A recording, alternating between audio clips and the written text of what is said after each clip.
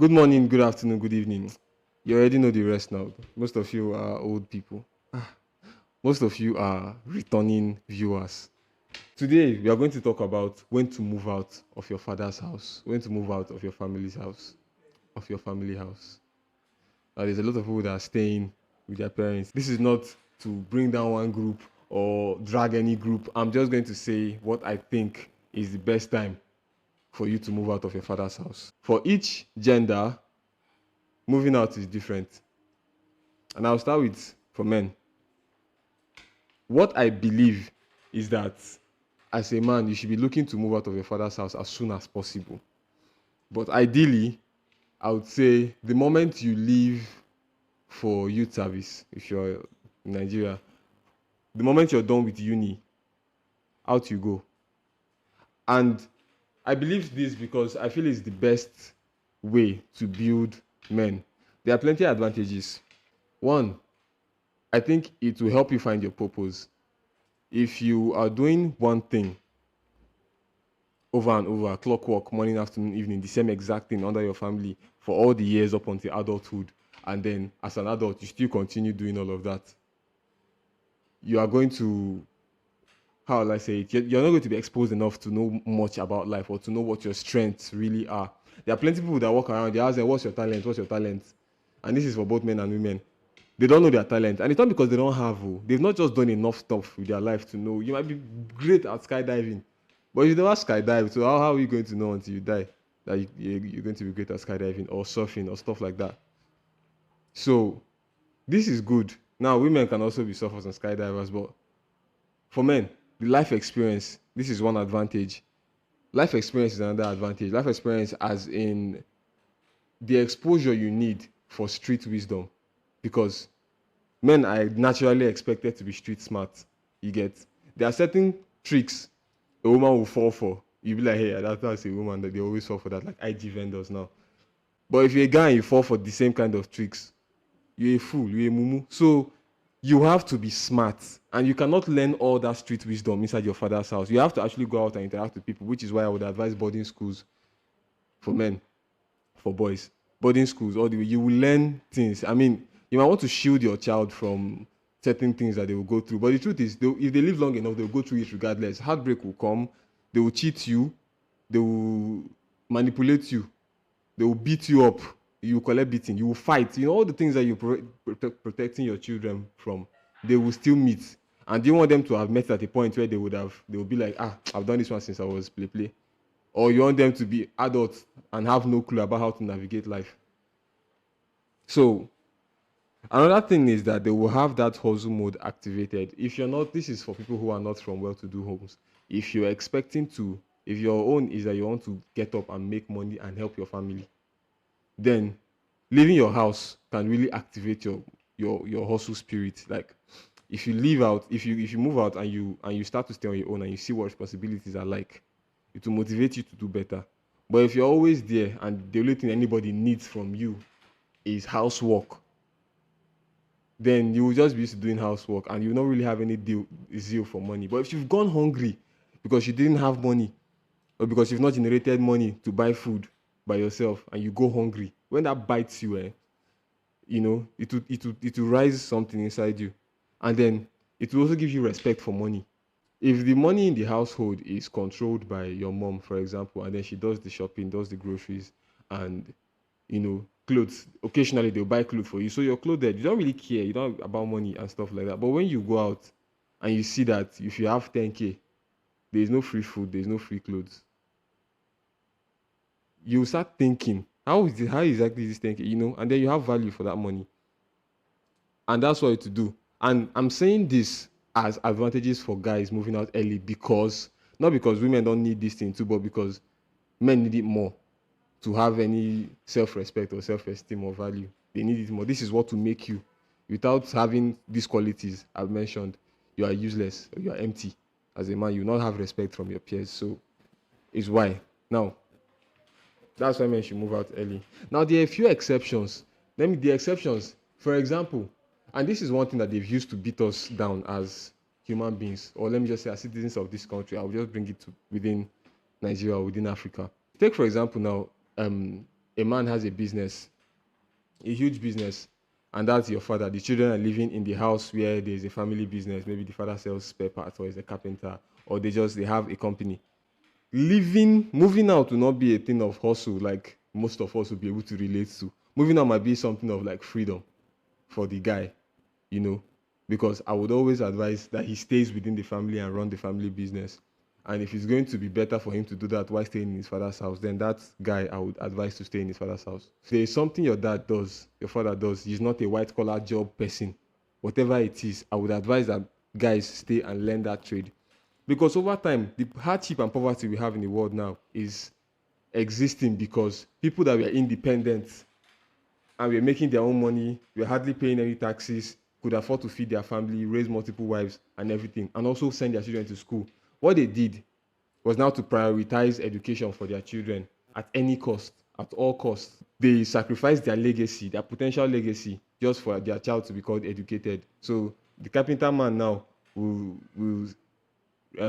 make so much money, work hard in the shop to pay his son's school fees. His son is not in the workshop with him working. Even after school, his son is not in the workshop working. He's doing assignments. He's doing homework. And then the son goes through school. The carpenter gets, the business dies. The son is looking for a job outside with paper. He will get the job now. They will pay him meager salary that he can barely afford to send back home to his father, who is too old to do this carpenter job. And then everybody is just in this slave mode. But if the boy would have stayed, or maybe after school you come back, you do work with your papa, you still get your certificate, but at least you're a very good carpenter at the same time. The family name will live on. If the guy is smart, maybe most children are not that smart, but he'll go to school and try to, how do I say it? Try to white collar the carpentry you get. So you can carry branding and come now. Then you people would, that's how generational wealth starts. But, the way everybody does it is just to kill off the artisan and then put a slave or a slave worker in the system. It's just messed up. Anyways, back to the podcast. For girls, I did a small survey where I asked people about the pressure they feel, because I'm not a girl, so I don't know. About the pressure or they feel in terms of moving out. Because I know with guys, we feel a lot of pressure. You get to a certain age and you feel like, yeah, you still there, papa. Like, it will be biting you inside that you're still in your father's house. Even society will tell you, low key. Girls suppose that they cannot stay in date a guy that is still staying in his father's house, and different things. But there's hardly anything like that regarding women staying in their father's house, which is why I think there is no moving out for women. You stay in your father's house until you're married out of your father's house. Now, everything has exceptions. But there are plenty of reasons why this is the best way to go. Now, mind you, this is upbringing. And I believe that this thing is going to be the way that we create the best men and the best women in society. However, see the advantages, I think, of why women should stay in their father's house until they get married. There is value preservation. If you're a good girl, the chances of you becoming a bad girl will be slim if you always have to go back home to your parents and your family every day. The chances of you taking external advice will be slim if you spend 4 hours outside and 12 hours at home and the rest sleeping perhaps. But that's one thing. So if you have values, you can preserve them easily. And of course, people can go outside. There are people who live on their own and have still preserved their values. I'm just saying it would have been easier to preserve, less temptations and all of that if you still stayed in your father's house. Second one will be perceived value. Now, this one is for people that don't have value, but you still stay in your father's house. People they spoil from house, and if that is your case, then if you still stay at home, people will still think you're a good girl because you don't keep late nights. Even if you do, you don't sleep out, which is a big plus for any girl these days.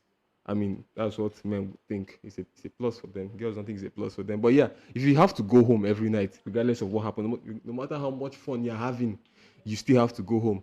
You can be the baddest of the baddest girl. They will still think you're a good girl somehow. And then less exposure to contaminant. This is like a combination of one and two. But less exposure generally. Contaminant. I say, yeah, what about men that wants to get... Men need the exposure. I think that guys need the exposure more than girls. And if we do this thing like this, I think we'll have a society where the men have gone through life early, and at late 20s or early 30s, they would have matured so much mentally to deal with life and handle life and families, or handle life and a family. So that's what this kind of path will do. This kind of men need to raise. And then you tell me, what kind of women do you think the pattern of staying home until you're married? What kind of women do you think you to raise? There's an argument for maybe naive and this and that if the parents are too strict. I'm on board with that 100%. But I think overall, if we look at the decay morally between some certain generations and below, you know that that would have really helped. If that was done, we would not have people on the internet saying certain things that they are saying, embarrassing their families and stuff.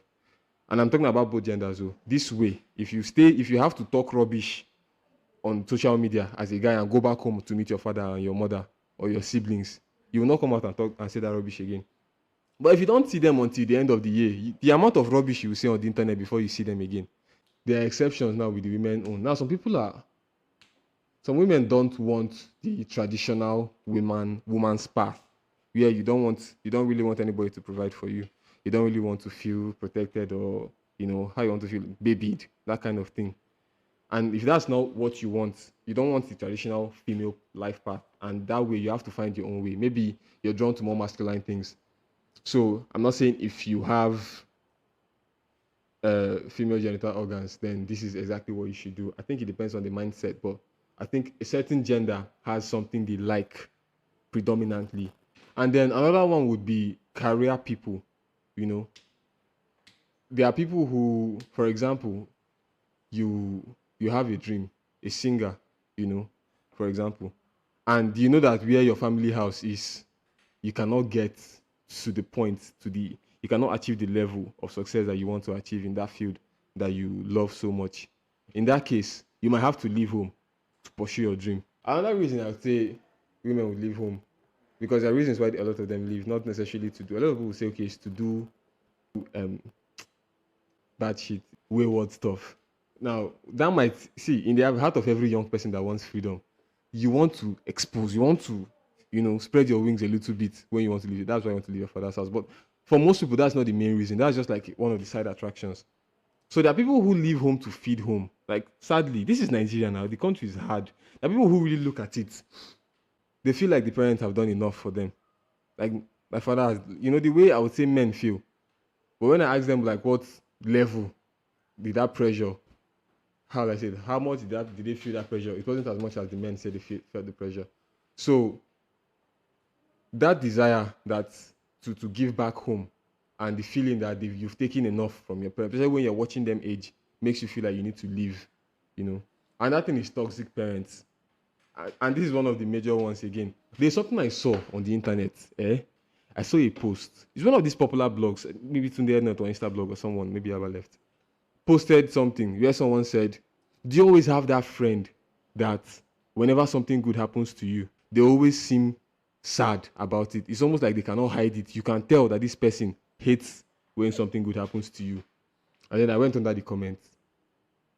And the amount of people that said their mother is like the opposite of their biggest fan. If something good happens to them, she say her mother will get like a bunch of people, I wish I could find that post. Multiple people saying is their mom. So toxic parents exist, and you have to get away from that kind of environment. It's not good for your mental health, for your physical health, for your financial health, whatever. It's not good at all. And that's one of the reasons that drive people out of their parents' house, whether male or female. I would say this, I've never been a parent before, but as a child, there are things I can point out that I'll say, okay, parents can do better. So, as a parent, try not to suffocate your children. You have their best interest in your heart, and you are sure of this. You don't love anybody in the world as much as you love your children. But you see, sometimes we don't understand. The children don't understand how much you love them. They don't understand that this thing you're doing is for their own good. They just don't. You cannot try to make them understand it. They too, they have their own feelings. They're human beings with their own consciousness and what they think is best for them. And as much as you love them, they believe they love themselves more than you love them. So they believe what they want or what they feel is best. So there's a way you can navigate your relationship with your child to come without having friction. So there are different ways to suffocate your children. And some from the parents' perspective, they might think they're not suffocating the children. But let me give an example. If your child is above 18, right, the way you behave about their going out and coming in should be different from as if they are children. It affects them. When the child feels like an adult, he sees how his friends' parents treat them, especially the ones that are doing it right. So if you're doing it wrong, they know. For example, your son is 20 and he goes out. You tell him to come back by 7. He comes back by 8 or 9 or 10 without warning it or telling you beforehand. The first time that happens, you can, how do I say it? You can hammer it down, treat him like he's a child, right? Even if he's an adult, because that's the first time it's happening. But if that becomes a habit, you need to understand that after the second time you did that and you did it the third time, it's not like that again. They will talk to him because he will start talking back at you. You get, because it's just annoying. You cannot be maybe you lock him out. You get, some parents do that. You come back home late, they will just lock you out, tell you to go and sleep somewhere else. Now, you might think this is going to be effective, but it's suffocation. Especially if the child feels like he's old enough to have his own place. You start doing that to the child, they will run and leave you. And parents don't understand that time with their children is short until they start missing them. You get, and if you don't build a good relationship with your children, and they move out, they've escaped you. Yeah, they will avoid you. They will avoid you. So you might think you're doing things right in their best interest and everything. They're just looking for how to get rid of you. Get away from you. So don't suffocate your children. Some people still hit their children as adults too. As in, I'm going to say something again that's going to put me in trouble. I believe you can hit the female child. As in, your daughter. Nobody else is going to be hitting her. But I'm saying, I don't think a father should be slapping his son that is 20 years old. Or a mother should be slapping her son that is 20 years old. Or kneeling him down to give him strokes, stuff like that. No. Physical violence now. I don't know why I think it's okay for a father to slap his 20-year-old daughter instead. Maybe above 25, you can stop hitting them. But I feel like there's a fear for violence that women have that lives longer in them than in men. After a certain age, as a guy, you stop fearing violence. If somebody threatens you with a fight, you mold your fist. But I think with women, they fear violence a little bit more, so it might have a correcting effect. Now, you're allowed to disagree with me. I'm actually open to learn. But you see, I think this is a hill I'm going to stand on.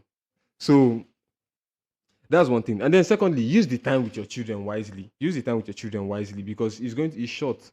If you don't, and I mean wisely in the sense that for their upbringing, you get, some people used to outsource raising their children to the church and to schools because they are paying money and they have their children for the majority of the time. I will tell you, the schools, their plan for your children is what the government wants for your children. That is, the government has a plan for your children. And when they go to school, it is that government's plan that they're implementing. So they don't care if your child is going to be a thief. That's not what the government just wants to give them a certificate, pass through the system, go to the next stage. It's not to, that's not their priority. They're supposed to do that too, If you're still in school, they will punish you now. But, that's not their priority. Your child would have to learn things from you. So use the time you have with them wisely. If they go to school from 8 a.m. to 2, that time that they are with you, make sure you are the way you are bombarding the child with wisdom, knowledge. So that when they leave you, you have laid a solid foundation. Okay. So yeah. So I'm going to leave with this thing. There's a reason I think the way I think. There's a reason I've said these things I've said the way I've said them. And it's because deep down inside me and deep down inside you, I believe that we should know that God would have not made two different genders if we are not supposed to be doing different things to help the society. So, in that thinking, that is why I say the life path of a guy is going to be this way, and then when I'm saying the one for women is just almost completely different. That's why I think so. I think people are supposed to build differently to maximize their strengths, and this one too should go this way, maximize their strength, and then when they combine to raise a community, they will raise something of very, very high quality. Thank you very much for watching the Good Living Podcast. There's content coming your way. Plenty, plenty, plenty. Let me know what you think in the comments. Please remember to share, like, subscribe if you've not, and I'll see you same time in 2 weeks. Bye.